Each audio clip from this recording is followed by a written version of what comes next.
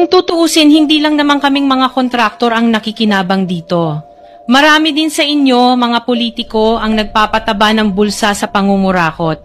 Ang totoo, may hati-hati yan mula sa pinakamataas hanggang sa mga nasa gilid lang ng sistema. Huwag nyo kaming gawing panakipbutas kasi kung babalikan ang lahat ng transaksyon, makikita ninyong mas malaki pa ang napupunta sa inyo kaysa sa amin. Lahat tayo alam ang laro, pero pag nahuhuli, kami lang ang tinuturo at pinarurusahan. Kaya wag ninyong ipakita sa publiko na malinis kayo dahil sa bawat proyekto may kapalit na porsyento para sa inyong mga opisina.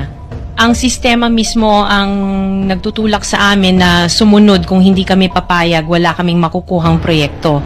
Pero sa likod niyan, kayo rin ang pinakaunang nagdidikta kung magkano ang dapat itabi para sa inyo. Kaya kung talagang seryoso kayong mag-imbestiga, wag lang kaming kontraktor ang sisihin.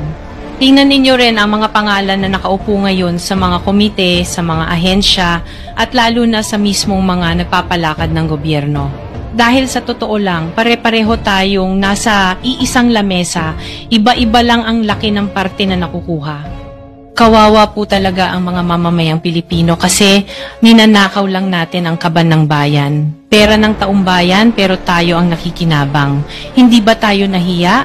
Ang mga mahihirap mas lalong naghihirap. Kaya tama na ang pangungurakot natin.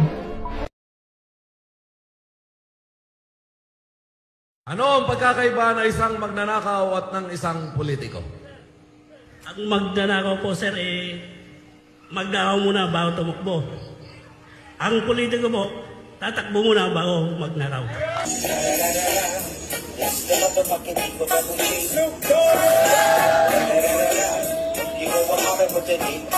Tama!